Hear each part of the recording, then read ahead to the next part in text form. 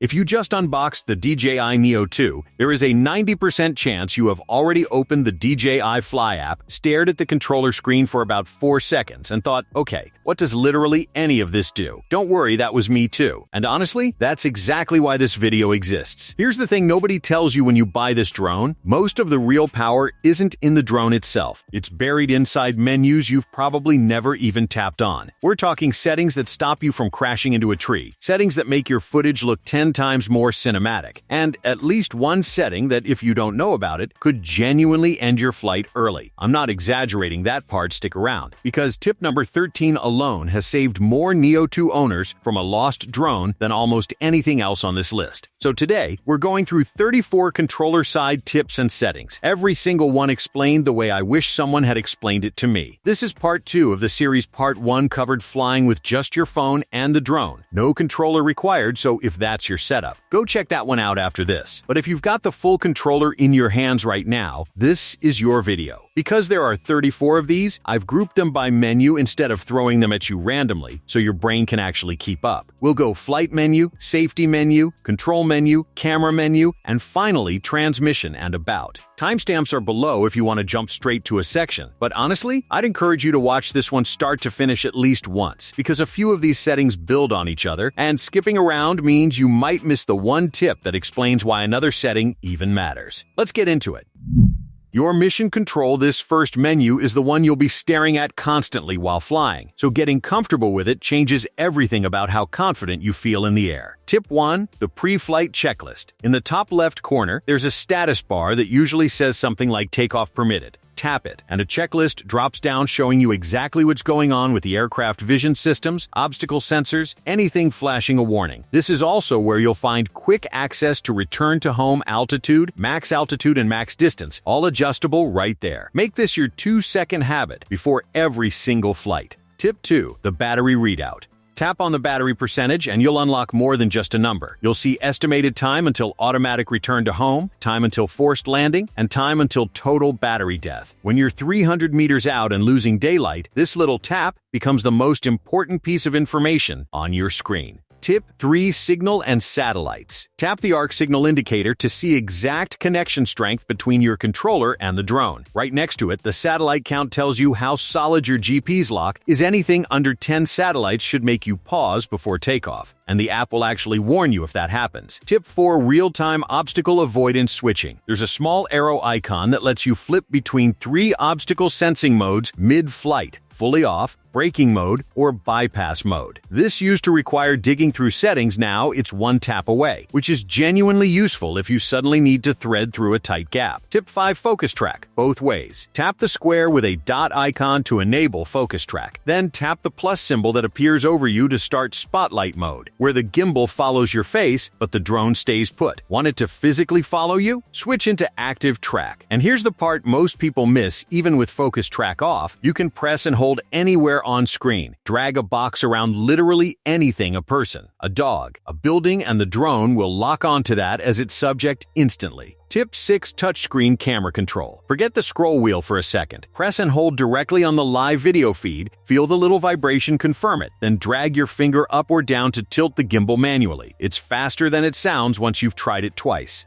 Tip 7. The hidden map and Find My Drone. Bottom left map icon expands into a full satellite view of your flight area. Tap again for an even bigger interface. In the bottom right, Find My Drone shows the last known GPS location and can trigger flashing lights plus a genuinely obnoxious beeping sound, exactly what you want if the Neo2 ends up lodged in a tree somewhere. Tip 8. The attitude indicator. Swipe left or right on that same bottom left panel to reveal a tilt and orientation display. It visually shows wind resistance affecting the drone and, more usefully, shows whether you, the pilot, are facing the drone or not, switching from blue to green when your orientation lines up for the strongest signal. Tip 9. Pro mode unlocked. Tap Auto in the bottom right to flip into Pro mode, where ISO, shutter speed, EV, white balance, resolution, frame rate, and color profile are all manually adjustable in real time. This is where casual shooting turns into intentional shooting. Tip 10. Flight Mode Selection. Above the record button sits a mode selector covering normal video, slow motion, single photo, burst photo, timed shot, and every quick shot option, boomerang, helix, and more, each with a small preview animation so you know exactly what you're about to get before you commit to the shot. Tip 11. One-tap vertical mode. A single icon beside the record button crops your shot straight into vertical format instantly. No rotating gimbal, no waiting. Perfect for anyone shooting content for short-form platforms without sacrificing flight time switching formats mid-air. Okay, that's 11 down, 23 to go, and I promise the next section is where things get genuinely important, because we're about to talk about the menu most Neo2 owners never open. And one setting inside it has directly prevented people from losing their drone completely. Let's keep going. The safety menu, tap the 3 dots in the top right corner, and you'll land in the safety menu. This is the part of the app that quietly protects your investment, and skipping it is honestly the most common mistake new pilots make. Tip 12. Deep Obstacle Avoidance Control. Beyond the basic on-screen toggle, this menu lets you fine-tune bypass mode into either normal or nifty. Nifty allows smoother, more subtle flight around obstacles, but comes with a real increase in collision risk, so it's not something I'd recommend for anyone still building confidence. I'd also strongly suggest keeping the radar display turned on. It shows curved colored lines around obstacles, shifting from orange to red as you get dangerously close, giving you a visual safety net you can actually see. Tip 13. Advanced Return to Home. This is the big one. You get 2 choices: Preset, where the drone climbs to a set altitude before flying home in a straight line, or Optimal, where it intelligently calculates a path around obstacles, sometimes even descending when it's safe to do so. Optimal sounds amazing, and it often is, but never treat it as fully autonomous. Keep your eyes on the flight screen the entire time it's active. Tip 14. Return to Home Altitude. Directly tied to Tip 13, this number defaults to a fairly low height. If you launch from a valley or near a hillside with tall trees, that default altitude might not clear obstacles you can't see from your takeoff point. I personally bump this up to around 80 meters every single flight, just for peace of mind. Tip 15. Augmented Reality Flight Aids. These overlays home point markers, drone shadow projection, and animated return to home path previews are all switched on by default, and for good reason. They give you a constant visual reference of exactly where your aircraft is relative to home, even when it's just a tiny dot in the sky.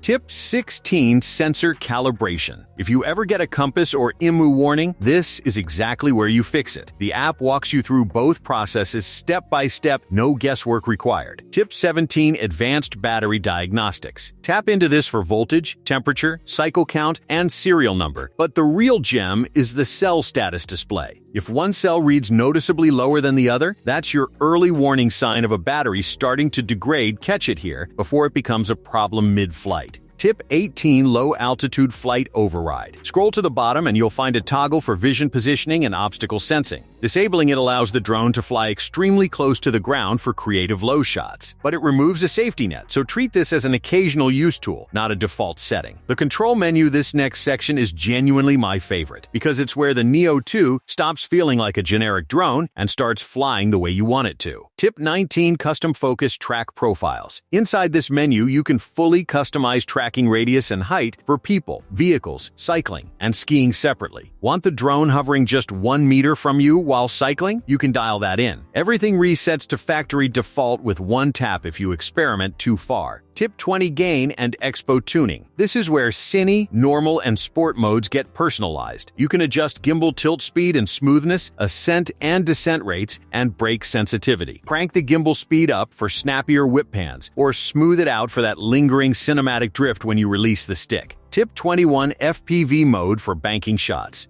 Switch out of the default follow mode and into FPV, and suddenly your turns create that signature banking tilt you've seen in proper FPV footage, an instant creative upgrade if your shots have started feeling too static. One important note here: this style of flying is generally meant to be used with obstacle avoidance switched off, since the two aren't designed to work together. So only go this route once you're confident reading your surroundings yourself. Tip 22. Gimbal recenter and calibration. One tap angles the camera straight down, Another brings it back to level, and a dedicated recenter button instantly snaps it back to neutral if you ever lose track of where it's pointing mid-flight. Tip 23: iOS phone charging. If you're on iPhone or iPad, you have to manually enable phone charging through the controller each session. It doesn't happen automatically like it does on Android. Flip it on and you'll see a charging icon appear, which is a small thing that saves your phone battery on long shooting days. Tip 24: customizable FN key. The function button in the top left corner of the controller supports both a single press and a double press, and you can assign each one separately: gimbal recenter, FPV toggle, AE lock, exposure adjustments, or jumping straight into camera settings. Set it up once based on your shooting style, and you'll save yourself dozens of menu taps every flight. Footage quality lives or dies. Here's where the photography nerd in me gets excited, because this menu is genuinely the difference between okay footage and footage people stop scrolling for. Tip 25: app-based audio recording. Use your phone or an external mic to record audio alongside your aerial footage, with a choice between natural ambient sound or pure, which isolates human voices only. Tip 26: the histogram. Enable this, and a small graph appears showing your exposure distribution in real time. You're aiming for a balanced curve in the middle. Too far left means underexposed, too far right means overexposed, and dragging your EV slider lets you watch the curve shift live. Tip 27: overexposure warning stripes. This overlays a striped pattern across any part of the frame that's blown out. It can look a little intense at first, but it's an incredibly fast way to catch exposure problems before they ruin a shot you can't easily get again. Tip 28: grid line options. Choose between rule of thirds, diagonal lines for FPV-style framing, a center dot, or all three combined small visual aids that make composing a shot noticeably faster. Tip 29: frame guides for social media. Without actually shooting in vertical, you can overlay a vertical or square guide on your full-frame footage, letting you frame for short-form content while still capturing the entire wide shot for later use. Tip 30: sharpness and noise reduction. Tucked under a drop-down most people never expand, this lets you fine-tune in camera sharpness and noise reduction up or down if you're not happy with the default processing, handy if you prefer doing heavier work in post. Tip 31: quick storage formatting. A simple blue text link lets you format internal storage directly from this menu, alongside a live readout of exactly how much space you have left. The settings nobody mentions. We're in the home stretch now, and these last few are short, but skipping them means missing some genuinely practical functionality. Tip 32: RTMP live streaming.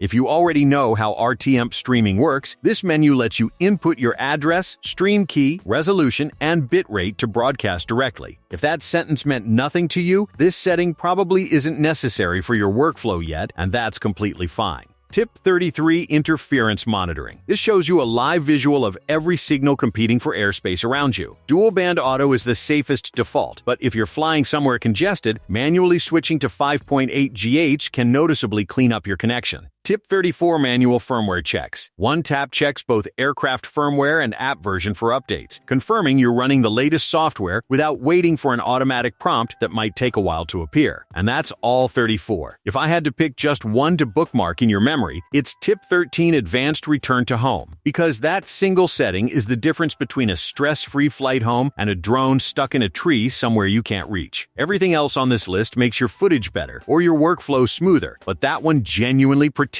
your investment. Then, get that battery charged up, double-check your return-to-home altitude, and get out there and fly. There is honestly nothing quite like the feeling of taking a piece of advanced technology you just unboxed, cutting through the confusion of the factory defaults, and realizing you finally have total precise command over exactly how it moves, reacts, and captures the world around you. Don't let these 34 tips just sit here in this video as head knowledge. I want you to actually pick up your controller right now, open up the DJI Fly app while you're sitting on your couch, and intentionally toggle through these menus. Customize those FN button shortcuts, dial in your personal stick sensitivities for scene mode, and get your eye used to reading that histogram. The faster you convert these hidden settings into pure muscle memory, the faster the controller disappears from your mind entirely during a shoot. And that is the exact moment the magic happens, when you stop thinking about what your thumbs are doing and start focusing 100% on your framing, your lighting, and the creative joy of capturing cinematic footage. If you ran into any weird menu glitches during your first few flights, or if you've discovered a custom controller layout that completely changed the game for your specific workflow, drop a comment down below. I spend a ton of time reading through your feedback to see what you guys are actually experiencing out in the field, and it helps me shape exactly what we cover next. If this deep dive saved you from digging through buried submenus, or, better yet, saves your brand new drone from a catastrophic run-in with a tree branch, smash that subscribe button and hit the like button so other pilots can find this guide. Don't forget to check out Part 1 if you missed the phone-only breakdown, and keep your eyes peeled.